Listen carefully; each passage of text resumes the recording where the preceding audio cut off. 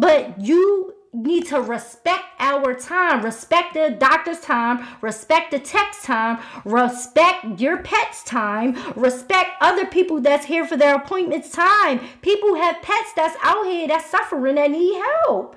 And you want to talk about a family vacation? No! Hello everyone, it's your girl Tay, and welcome back to the Vet Tech Chronicles. This is episode 4.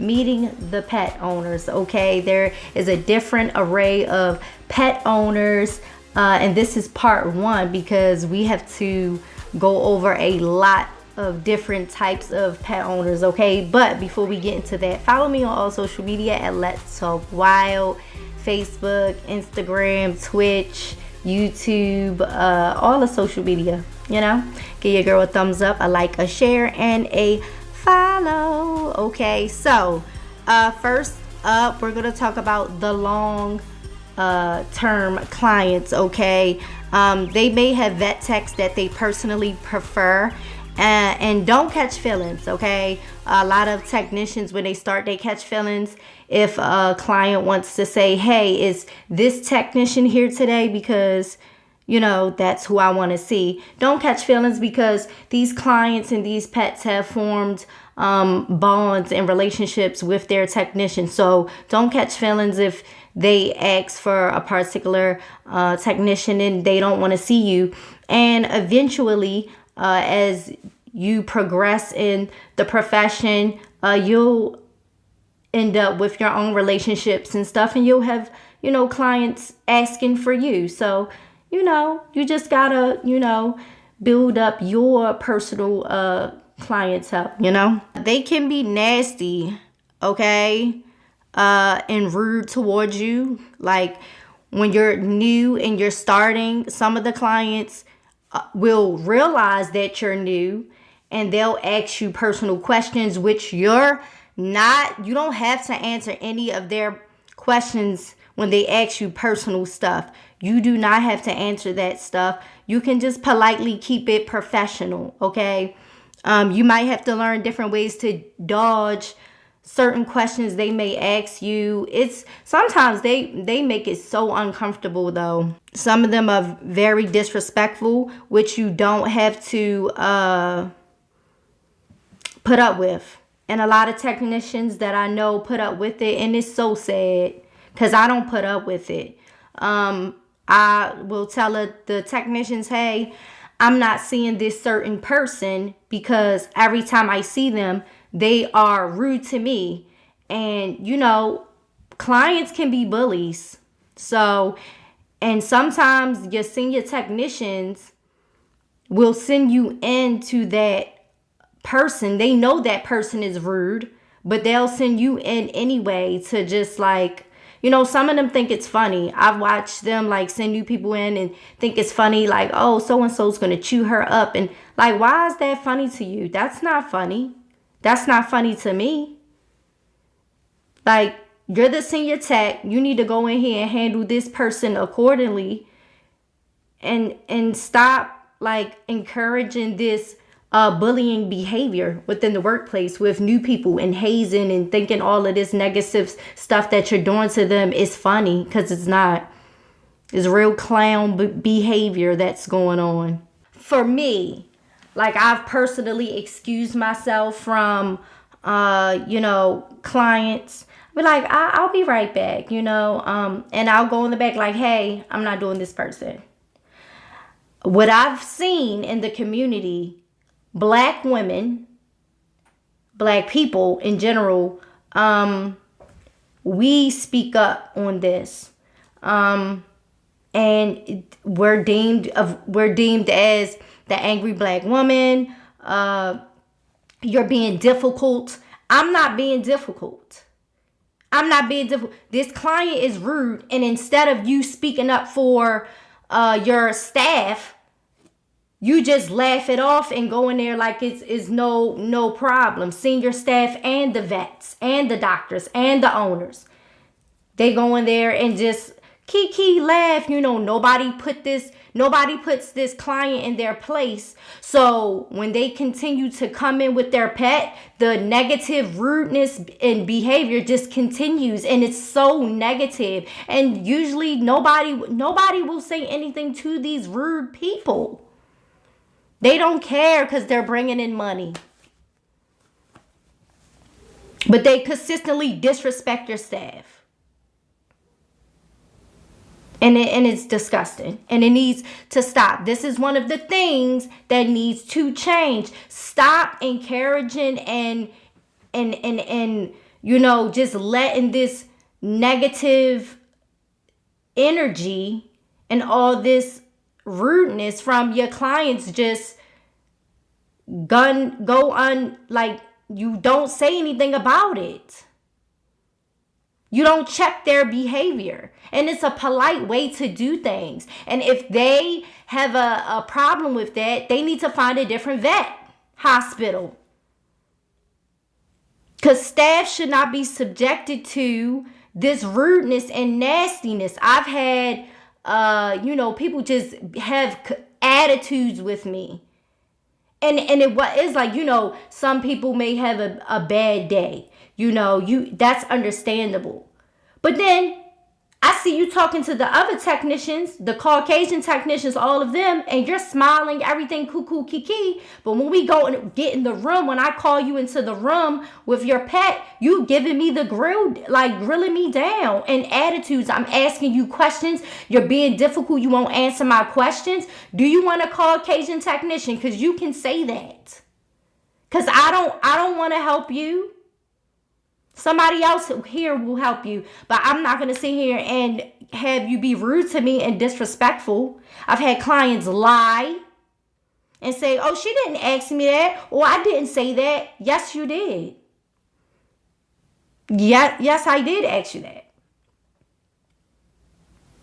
So it's a lot. I've had racist clients, old clients that are just, I don't know, they just mad at the world. It's not all bad clients, but I just want to get you guys prepared for those difficult and mean clients. It will happen, and if you're lucky, it won't happen to you. But that's very freaking rare. It's always going to be a client that is going to be just rude and nasty. So rude, so nasty. Shout out to Nene Leaks. You heard? So, you don't have to put up with it. It's a way you go about things. You let your senior text know, or whatever. And if your senior text are those texts that basically don't care and think it's funny, then you need to go to your office manager. But this type of stuff goes on because people, they are scared to speak up. I've seen it. These vet techs, they are scared. People don't want to seem to be difficult, or but it's not that. And then some techs, we have to deal with abuse, forms of abuse from people that we work with. And now we got to go in here and hear this verbal abuse and all this aggression from a client. It doesn't make any sense. It's too much, and it can be a lot. It can be a lot. It is a lot. It is. But for me, I just was like, look, I'm not doing this client anymore. Or, it was what it was. Like, I'm not doing this person. That's it. I'm not doing this client. I'm sorry that the pet is nice and stuff like that, but I'm not doing this client if they're going to be rude. And, people, vet techs, kennel techs, they need to start putting their foot down. And the doctors and the people that own these practices need to stop allowing their staff to be consistently disrespected. Because you don't care that your staff, allegedly, in my opinion, you're letting your staff consistently be disrespected because this person spends this amount of money in a year. They're one of your big spenders when they spend money. You send them a Christmas card at Christmas time because they spent so much money on their pets at the practice. Nobody cares. Tell them stop disrespecting your staff. Now, let's get on to something a little more, little bit. It's not too crazy, but it is the crazy cat ladies. I love the crazy cat ladies, except for the mean ones. It's 50-50 with them. They could be really nice or they could be really mean. So, but I've met a ton of nice cat ladies, so I'm very fortunate. Okay, so they love their cats, and they usually have a ton of indoor cats, and they take care of the feral cat colonies in their neighborhoods. Some of, like I said, some of them are grumpy, some of them are sweet ladies, and for some of them, the cats are like basically their only family. Okay, so try to be understanding. Some of them may have so many cats, or however they're living. And they might smell like cat pee when they come in. Their sweater might have cat pee on there. It might be a trouble for them wrangling these feral cats, getting them in, or just cats might, mess up their carriers and, on their way to the vet, and you got to help them. Like, try to be, nice to them. And, because, they're doing good stuff. They're doing a good deed, Having feral cat colonies ain't easy, especially when you're trapping them, when you're providing food for them. A lot of them also provide some type of outdoor sheltering for them. They bring them in when they're injured. They get them the vaccines that they need. People are spending their money, and usually some cities and states have programs where people can actually sign up for this stuff, the feral cat colonies, and making sure you trap them, and you get discounts on getting them spayed and neutered and stuff like that, and their ears tipped, and if you want to get microchipping and all of that stuff. So I love the cat ladies because I am a cat woman. Okay, I love cats. I have 2 cats. And I've always had like a special bond and connection. I've always had cats, so even if they're mean, I'm a little bit easy on like the cat ladies. Favoritism, I guess, but whatever. Okay. Not all of the cats are good. Some of them are bad. Okay, y'all need to understand that. So just be prepared. You'll be trained on how to handle aggressive cats and dogs and feral cats. Okay, and if you don't feel comfortable, you need to say something to your senior technicians. Don't wait. Okay, if you don't feel comfortable, make sure you say something. Okay, next up, the dog owners. Oh, guys, y'all do not understand the bros.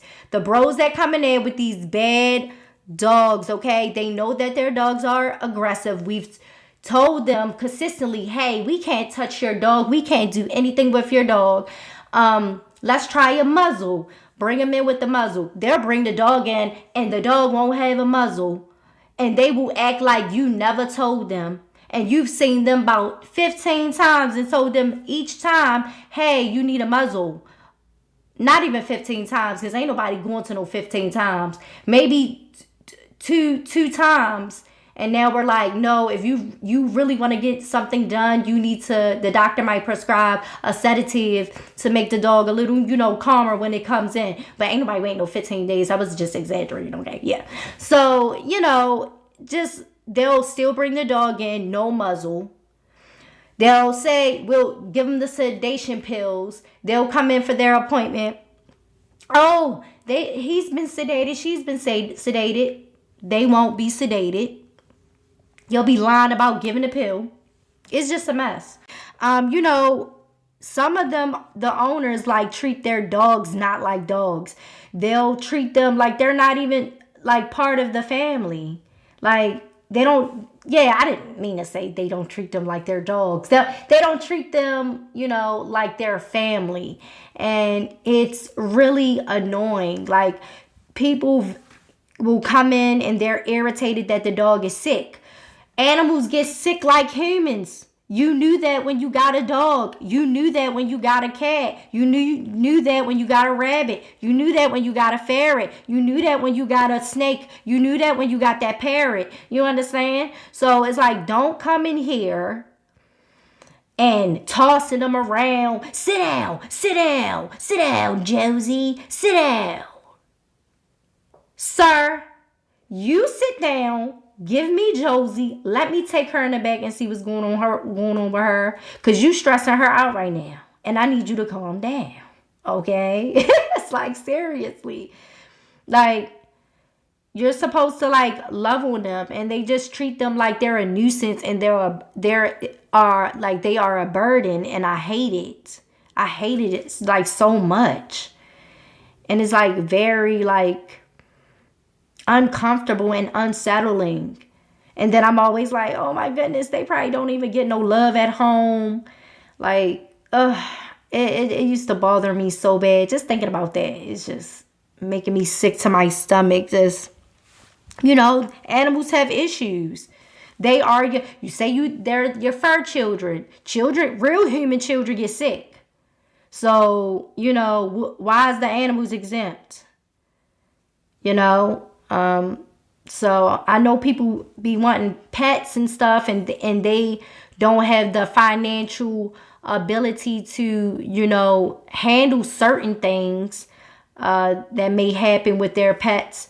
But I'm going to discuss some financial options for people with like low income with pets and all that in a future episode, because that is a big issue. That is a big issue. People with pets and they don't have money to take care of them. That is a big issue. So I'm going to discuss that in a further episode. So make sure y'all follow me on Twitch, YouTube, Facebook, all of that good stuff. Give me a like, a thumbs up, a share. This is being recorded Friday night on Twitch. But if you are watching on YouTube, you are watching it the next day on Saturday. Okay. The dog owners. The dog owners that come in for no reason. They literally live at the vet hospital. They'll bring the dog in for anything. What's wrong with the dog now? Be making up anything. And I understand sometimes they don't have a lot going on with their lives or just a life in general. But sir, and ma'am, there's nothing wrong with your dog. Why do you keep bringing them in here? Some of them clients can sense when the techs are irritated by them, and they will just consistently call and they will consistently come in just to annoy you because they know that you are annoyed. Like, seriously, you think these clients, they be knowing what they be doing. I was like, I know they're sick of me, but I'm gonna bring in Ralph anyway. And there's nothing wrong with him. And you're like wasting time, and you're wasting a slot for an appointment slot for a person that probably really needed to come in with their pet. But you coming in because you want to have a personal discussion with the doctor. You want to sit in a room with the doctor for a whole hour, backing up appointments.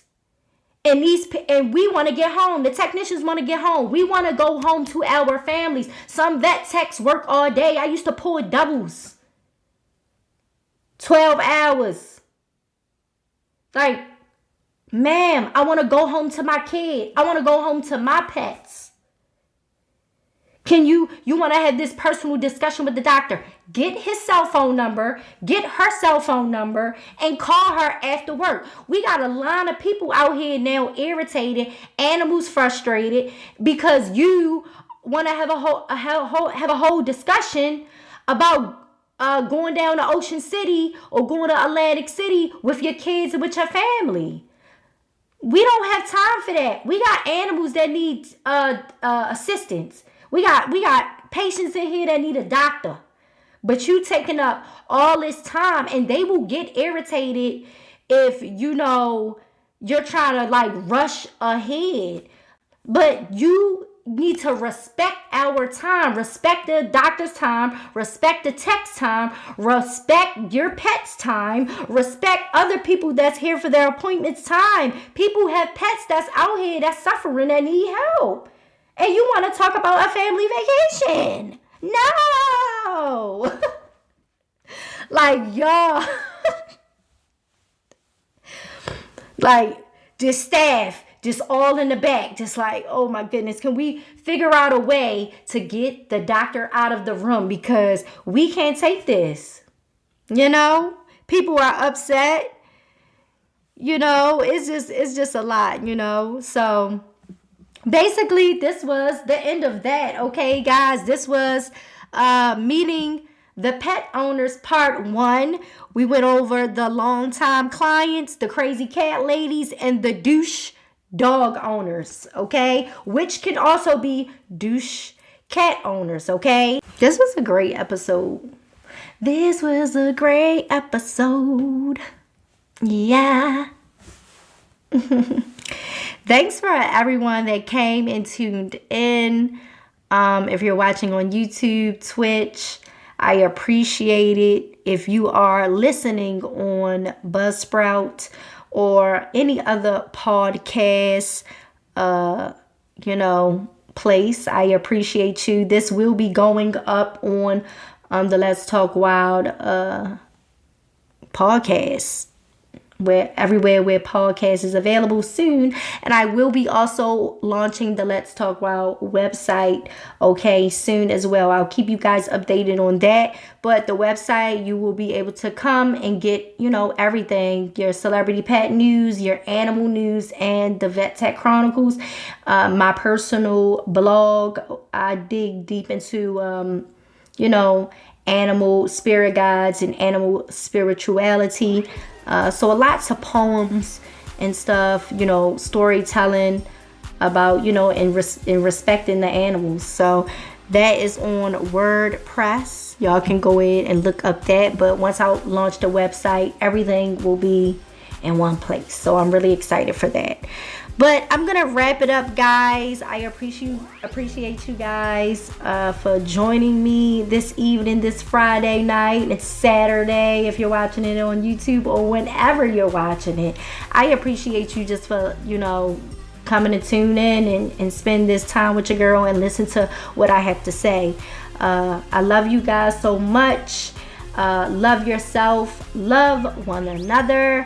And never forget to love your pets, okay? And I'll talk to you guys next time. Bye.